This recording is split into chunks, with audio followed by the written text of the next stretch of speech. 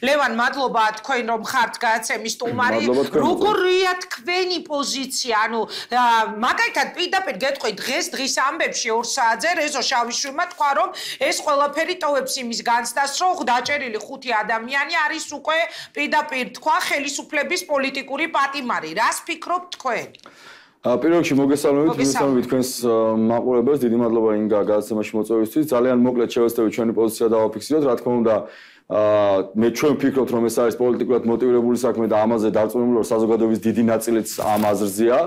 და უნდა აღინიშნოს ისიც რომ ეს არ არის პირველი ასე ვთქვათ ერთადერთი შემთხვევა ჩვენს ქვეყანაში რომელიც უკავშირდება პოლიტიკურ დევნას ან კონკრეტულ გადაწყვეტილებებს რომელიც შუშის სასახლეში იწერება ბიძინა ივანიშვილის მიერ და სწორედ ეს ადამიანი ღებულობს კონკრეტულ გადაწყვეტილებებს რაც შეეხება ალასანიას და მის გუნდს ეს ყველაფერი ძალიან მინდა რომ გავმიჯნო იმ პოლიტიკოს რომელიც წლების წინ რაფალიანცის კვლელობით სპეკულირებდა იმ პოლიტიკოს რომლის მიმართაც მე და ჩემს მეგობრებს პირადად კითხვა გვაქვს გენერალ კალანდაძესთან დაკავშირებით ამ ადამიანს ამ ადამიანს მან თქვა რომ თეატრულუკიანს დაუსვით ეს ხო ეხლა რა თქმა უნდა გადააბრალა და პასუხისმგებლობის აღება ზოგადად უჭირთ ამ ადამიანებს მსგავსი ტიპის ადამიანებს მე ანუ მინდა რომ გავმიჯნო ეხლა არავისთვის ასე ვთქვათ ნიშნის მოგებით არ ვსაუბრობ ინგა უბრალოდ ირაკლი ალასანიას ნამდვილად არ უცხადებთ ჩვენ სოლიდარობას უცხადებთ იმ ადამიანებს რომლებიც არიან დაკავებული პოლიტიკური ნიშნით იმ 5 ადამიანს რომელიც დღეს ჩვენ ვფიქრობთ რომ უსამართლოდ არიან ნამდვილად ციხეში და თქვენ წინა საუბარშიც თქვენ უკვე აღნიშნეთ რაც ჩვენი შესწავლიდანაც გამოჩნდა რომ ამ ადამიანებს ფაქტობრივად ედეებიან იმას რისი გადაწყვეტის საშუალებაც ამ ადამიანებს არ ქონდათ ეხლა საზოგადოებამ კარგად იცის რომ ეს არის პოლიტიკურად მოტივირებული საქმე ეხლა ინგა ძალიან მოკლედ ვიტყვი ეხლა რაც შეეხებოდა ალასანიასთან დაკავშირებულ კითხვებს ასე თქვი მე მხოლოდ ამიტომ მარტო 2 ფაქტი ვთქვი რის გამოც ალასანიას და მის გუნდს რა თქმა უნდა ვერ გამოუცხადეთ სოლიდარობას მათ უფრო ადრე შეიძლებოდათ ის კითხვები დაესვათ რა კითხვებიც დღეს აქვთ და საკმაოდ აქტიურად იბრძვიან და ძალიან კარგია რომ დღეს უკვე ეს ადამიანები იბრძვიან სიმართლისთვის.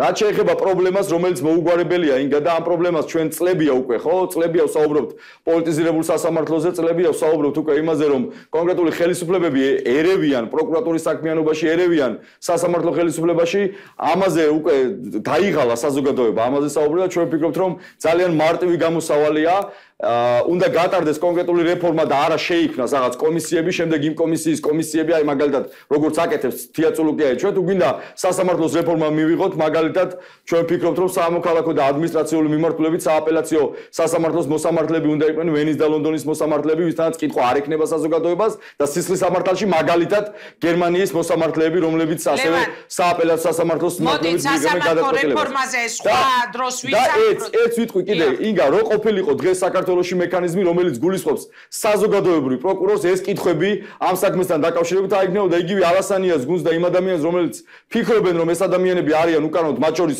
ჩვენი გუნდიც ამას ფიქრობთ, რომ ეს ადამიანები უკანონოდ არიან დაკავებული, არასამთავრობო ორგანიზაციების დიდი ნაწილი, პოლიტიკოსების დიდი ნაწილი, რო იყოს მექანიზმი საზოგადოებრივი პროკურორის ინსტიტუტი, დამერწმუნეთ ინგა ეს პრობლემა ერთხელ და სამუდამოდ მოგვარდება, წინააღმდეგ შემთხვევაში სამწუხარო წლების განმავლობაში ჩვენ მოგვიწევს საუბარი პოლიტიკურად მოტივირებულ საქმეებზე. პოლიტიკურად მოტივირებული სასამართლოს თემით ქალბატონი ნანა გადმოვალ ეხა თქვენთან შეკითხვით პოლიტიკური მოტივაცია ამ წლების განმავლობაში ახლავს თითქმის ლევან ანუ ის რაზეც ეხლა ქალბატონი ნანა საუბრობდა რომ ადრე საერთოდ არ დგებოდა გამამართლებელი განაჩენი ეხლა პროცენტული მაჩვენებელი არის ეხლა რომელ პროცენტებზე ვილაპარაკოთ კონკრეტული გადაწყვეტილება რომელიც აინტერესებს ბიზნეს ევენში დგება ისეთი როგორც დგება იგივე რუსთავიორთან დაკავშირებით როგორც დადგა მაგალითად ურთმელძის ხელით, იგივე კაბელების საქმე, იგივე სხვა წინა ხელისუფლების დროს თანამდებობის პირების საქმეები, რომელზეც პოლიტიკური გადაწყვეტილებები დადგა, იგივე გიგი უგულავას წინააღმდეგ, რომელსაც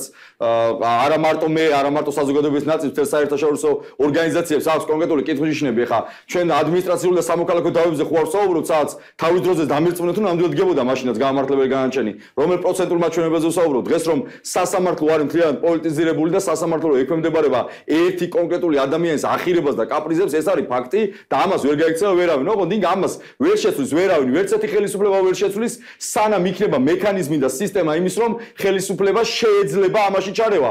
ამიტომ თქვი მე წინაზე ძალიან წინა ასე ვთქვათ კომენტარისას, რომ მნიშვნელოვანია შექმნა ჩვენ ქვეყანაში მექანიზმები, რომელიც გამორიცხავს ყველაზე ცუდი ბიუროკრატის ჩარევასაც კი ნებისმიერი მიმართულებით. თუ ბიუროკრატს, თუ ხელმძღვანელ პირს, თუ თანამდებობის პირს ან მაგალითად იგივე შპს საქართველოს დირექტორს ბიზინა ივანიშვილს აქვს ჩარევის საშუალება, რა თქმა უნდა, ერევა დამიჯერეთ ხვალაც ნებისმიერი ხელისუფალი, რომელიც მოვა და იტყვის, რომ იცით რა, მე სასამართლოს გავავთავისუფლებ პოლიტიკისგან არ იქნება ზეწოლა, ეს იქნება ტყუილი თუ არ იქნება კონკრეტულ მექანიზმებზე დაფუძნებული. ისე ამ ქვეყნის ყველაზე დიდი თავის ტკივილია. ყველაზე მნიშვნელოვანი. გადავალ მე შეკითხვით. დავასრულებ ძალიან მოკლედ. დავასრულეთ, კი ბატონო. დავასრულებ ძალიან მოკლედ. თავის ტკივილში. ეს არის სასამართლოები.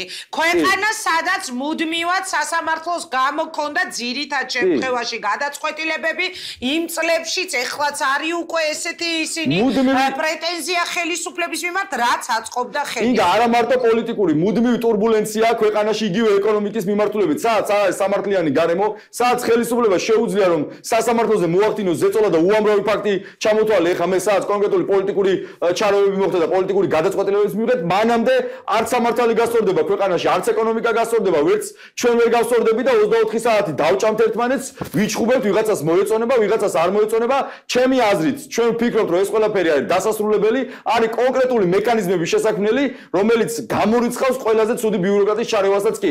საზოგადოებრივ პროკურორზე ვთქვი და ძალიან მოკლედ მინდა ვთქვა, ეს საზოგადოებრივ პროკურორი რას გამოიწვევდა, იცი ინგა დღეს უმცირესობას, რომელიც არის პარლამენტში, შეეძლებოდა მისთვის სანდო კვალიფიციურ, რა თქმა უნდა, ეხა ისტორიკოს ვერ დანიშნავდნენ პროკურორად, სანდო იურისტი დაენიშნათ პროკურორად, სახელმწიფო მიცემდა პროკურორის მანდატს და ეს ადამიანი გამოიძიებდა მისი ასე ვთქვათ პროკურორის მანდატით აი ამ საქმეებს.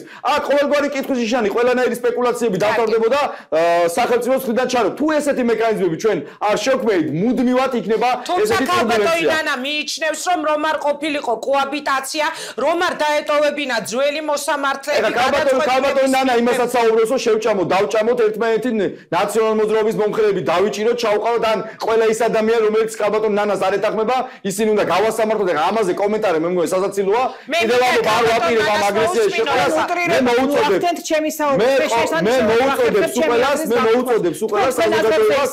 ყველაზე მნიშვნელოვანი არის გაერთიანება, ყველაზე მნიშვნელოვანი არის ამ ზიზღის და დაპირისპირების დასრულება და არა ის, რომ ჩვენ დავჭამოთ ერთმანეთი, ვიღაცები ციხეში ჩავყაროთ, ვიღაცები ამოვაკოთ და ვიღაცები აგვგზავნოთ. შეკითხვით